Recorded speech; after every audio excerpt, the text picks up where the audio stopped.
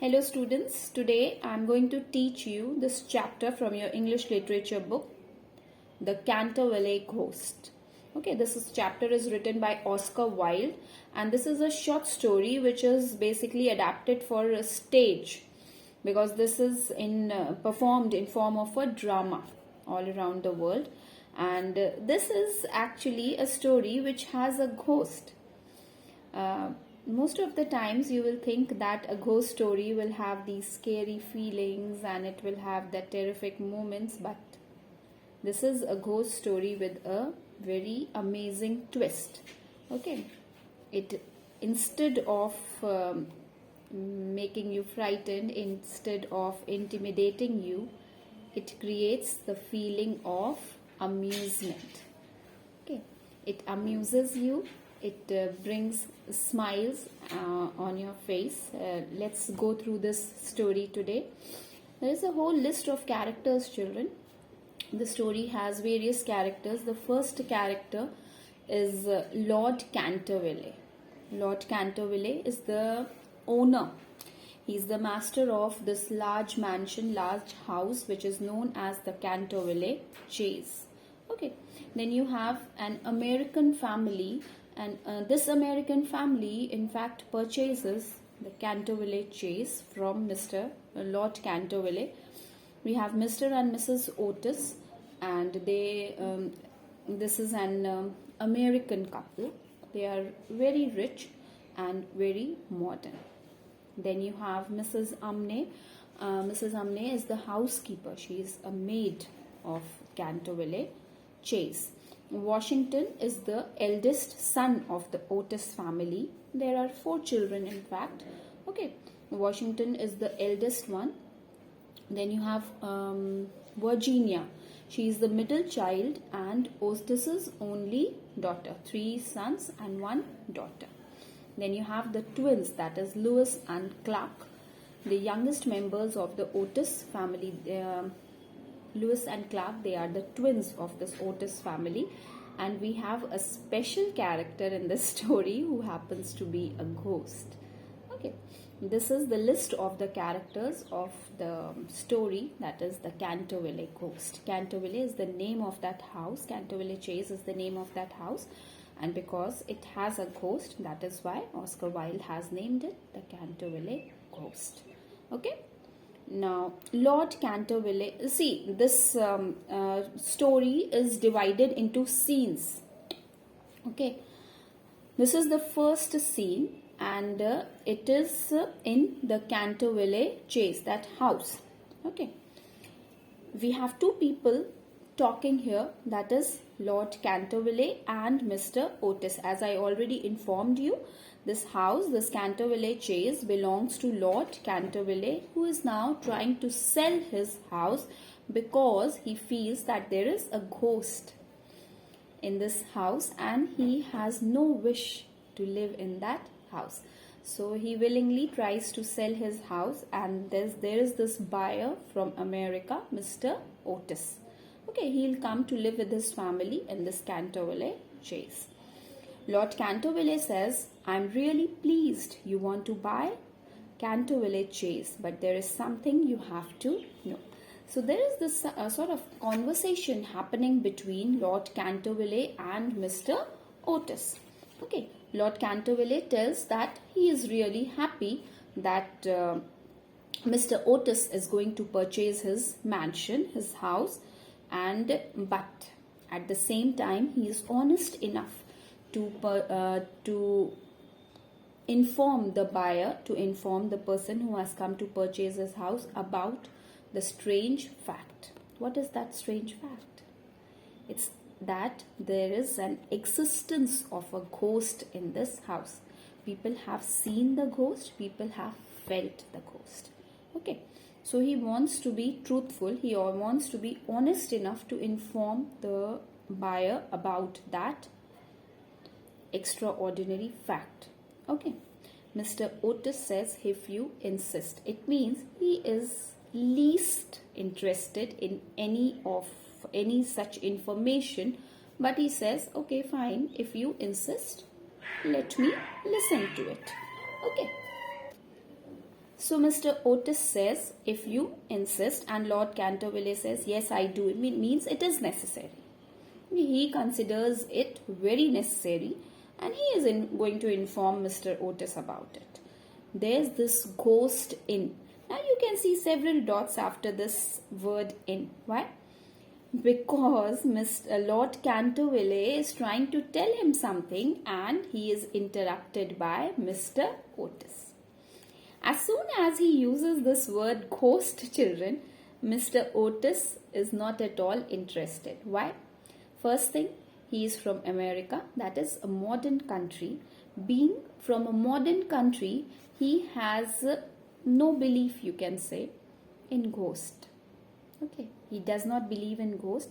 So if you do not believe in these things, why will you listen to the stories related to it? Fine. So he is least interested. He says, a ghost, don't you talk about it. Means, I'm not going to believe it. Lord Canterville says, I fear the ghost exists. Still he insists upon the fact, and he says that I fear that there is a ghost and you should know about it. I think you should listen to our family story. So this is not a recent incident. It has been there. The ghost has been there since ages. People have witnessed, or you can say felt, the presence. Okay. Mr. Otis, see the way he says, try me. Okay, go on, tell your story, see if I believe.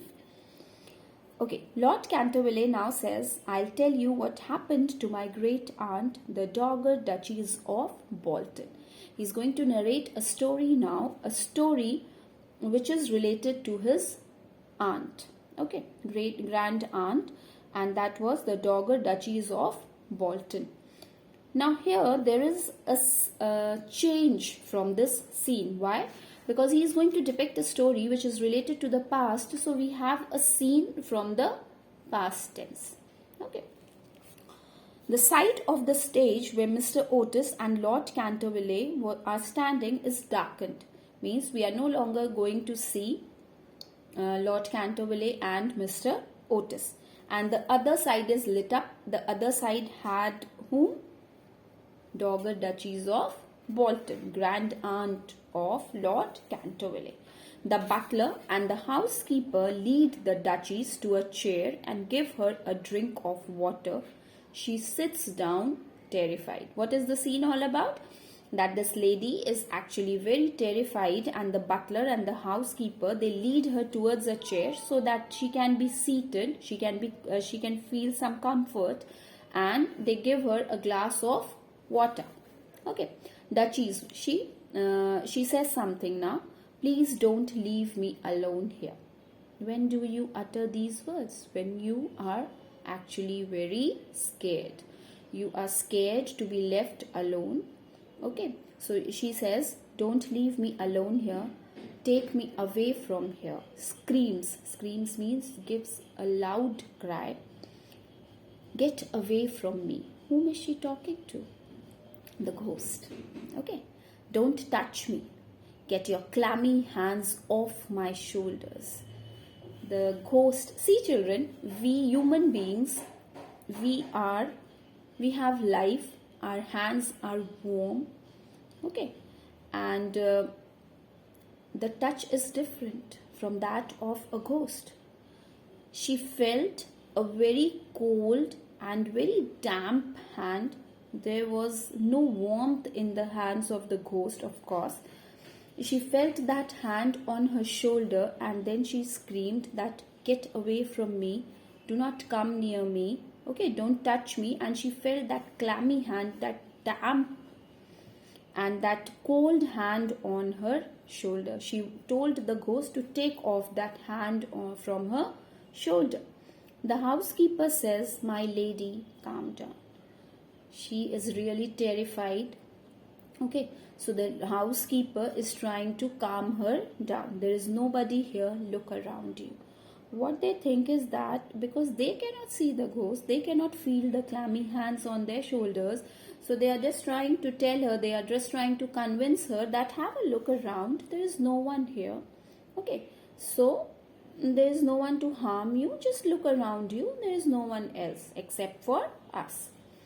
Duchy's sobbing. Sobbing means crying. You cry on for a period of time, and then you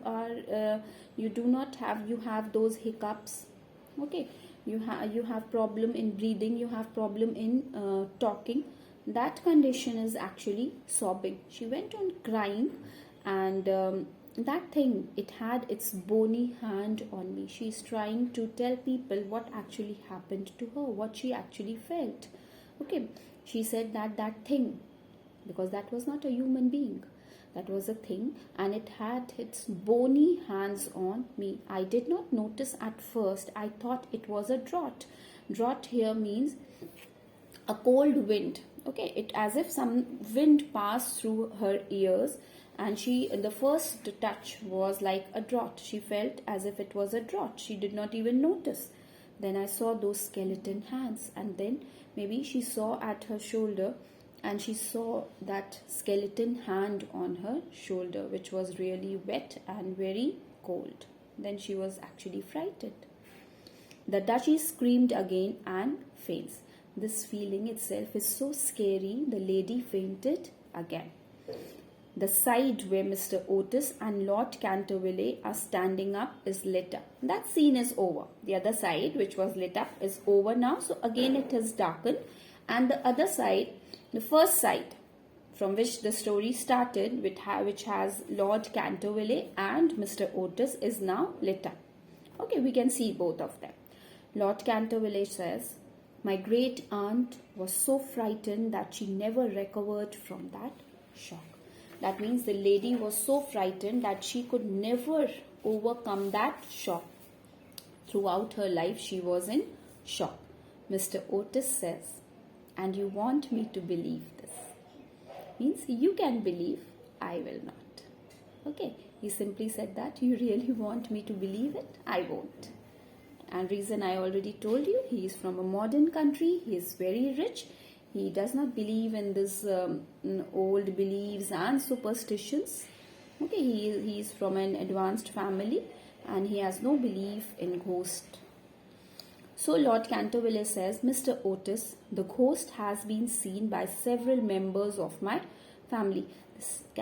Lord Canterville is still trying to convince Mr. Otis that this is not the only incident where the presence of the ghost was felt, but there are various incidents. Many people in the family have felt the presence of this ghost. After this, Mr. Otis was also informed that after that incident that happened with the Dowager Duchess of Bolton, the younger staff left from Canterville Chase, that they were not willing to stay there. Okay, and Lady Canterville often got very little sleep at night. He informs that my wife, Lady Canterville, also gets very little sleep at night. Why? Because there are mysterious noises in the library and the corridor. She can hear some strange voice from the corridor and from the library. That is why she is not able to sleep properly. Mr. Otis now interrupts. "So you are saying..." Then Lord Canterville continues, "We have not cared to live in the place ourselves." Why? Because they have these, you can say, superstitious beliefs, children. They have belief in the presence of ghost. They do not deny the presence of the ghost. Okay, they believe in it, and so they did not gather up that courage to stay in the house which had a ghost in it. So they preferred selling it. Okay, it gives you a strange, scary feeling. So Lord Canterville here informs Mr. Otis that I have not cared, I could not live in this house. Okay, and he says that because there is this strange feeling, there is this scary feeling in this house. So I'm going to sell it. Mr. Otis says, "Lord, my lord, I insist. I will take Canterville Chase with furniture and ghost included." So what does Mr. Otis say? He says that I will like to buy your house, and with the furniture, okay, and the ghost included. Let the ghost also be bought. I'm ready to live with this ghost. He is not at all scared, children. Okay. Now, Lord Canterville says, well, at least you have been warned. So he is at peace because he has told the truth. He has not hidden this fact of the presence of the ghost from Mr. Otis. So he is happy that he has told him, and still the man wants to purchase his mansion. Okay. Now Mr. Otis says, we come from a modern country. We do what we want, and we have money and everything that money can buy. So Mr. Otis says that yes, we are from a modern country. We are rich. We want to, whatever we want to buy, we buy it, and whatever we want to do, we do it. Okay. And Lord Canterville says, what is your point? Why are you telling me these things? Mr. Otis says, my dear Lord, we would buy the ghost itself. What is his plan now? See, if there was such a thing, and place it in the museum for its worth. He says that if there is a ghost in your house, I'll place that ghost in a museum. Okay, people will come to see it. I'll earn money. Maybe even a traveling ghost show. So he is ready to accept the ghost, and he is planning his business. See, very amusingly, he says that I'll place that ghost in the museum for its worth, and even arrange for a travel ghost show. Lord Canterville says, if you don't mind a ghost in your house, it's quite all right with me. So Lord Canterville, he has already informed, so he is free now. No guilt, nothing to be hidden. He says that if you do not mind, fine, go ahead. Okay. But let me tell you one last time, the ghost has been around for 3 centuries. Okay, 300 years. And it always makes its appearance before the death of a family member. This is the speciality of the ghost, you can say, that the presence of the ghost is felt in the family whenever a family member is on the verge of death. A family member is going to die. Mr. Otis guffawing means he cannot control his laughter. He laughed out loud. Okay. So he is laughing loudly because he finds that to be really funny. Extremely funny. So he is laughing, and so he says, so does the family doctor, Lord Canterville, that whenever a member of the family is going to die, the family doctor also visits the house. He is not scared at all, children. Lord Canterville with a knowing smile, all right, gentleman. Canterville Chase is all yours. The mansion is sold now to Mr. Otis, and his family is going to settle there. Okay. So Lord Canterville with a smile, he says that fine, the house is all yours. Now we come to the next scene, the scene which shows that the Otis family has come to live in that mansion. They have started living in Canterville Chase, and there are a few incidents that take place. See how this family reacts to these strange incidents. Okay. In the library of Canterville Chase, Mr. Umney enters the library. And the whole Otis family also followed Mrs. Umney. Okay. We have Mr. and Mrs. Otis. We have Virginia, Washington, and of course the twins, Lewis and Clark. Tea is laid out for the Otis family. They settle down, trying to get the feel of this old mansion. Suddenly, Mrs. Otis notices what looks like a blood stain. So there's this carpet, children, and she notices when they are going to have their tea, it's all late, and they are going to have their tea. She sees, Mrs. Otis, she sees a stain, which looks like a blood stain on the carpet. Okay. Mrs. Otis says, I'm afraid something has been spilled here. So she says that someone has dropped something, that is why this has a stain here. Mrs. Umney in a hushed voice, yes madam, blood has been spilled on that spot. So Mrs. Umney in a hushed voice, in a very soft voice, the voice that shows that she is scared. Okay. She says very softly that this is a blood stain. Mrs. Otis says, "Oh, really? You know, I really don't care for blood stains. I want it removed at once." So Mrs. Otis says that I do not care. I am hardly bothered if it is a blood stain or not. Just remove it. Okay. Mrs. Umney, in the same hushed voice, "It is the blood of Lady Eleanor de Canterville, who was murdered on that very spot by her own husband, Sir Simon de Canterville, in 1575. Mrs. Umney knows something very interesting, and she shares this fact with the Otis family. She informs Mrs. Otis that on this very spot, a lady was murdered by her own husband. Okay, 9 years after the murder, he disappeared rather mysteriously. His body was never found. Lowering her voice, but his guilty spirit still haunts the chase. She informs who that ghost is. That is Sir Simon de Canterville. That spirit of the husband still is found in Canterville Chase. Okay. Washington says, the eldest member, as you know, Washington, he says, "Nonsense." He does not believe any word of the story. He says nonsense. Okay, this does not make any sense.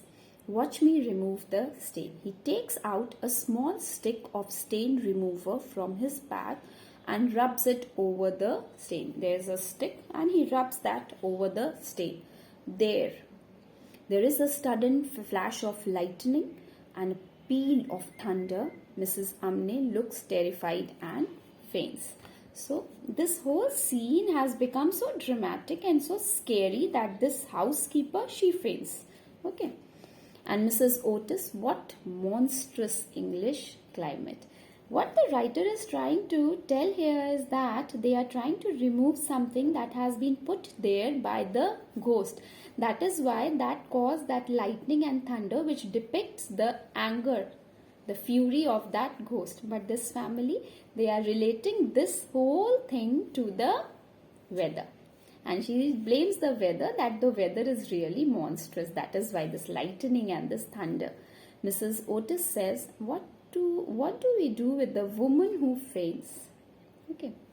Mrs. Umney here revives, looks at the Otis family and says, "I have seen things with my own eyes, sir, which would make anyone's hair stand on the end." Anyone's hair stand on the end. When you are extremely terrified, what happens? All the hair that you have on your pose, they stand. Okay. "And many a night I have not closed my eyes in sleep due to the awful things that happened here." So she's telling that there are so many things that keep on happening which are actually very strange. I'm not able even to close my eyes at night. Mr. Otis says, "It's all right, Mrs. Umney. There is nothing to fear.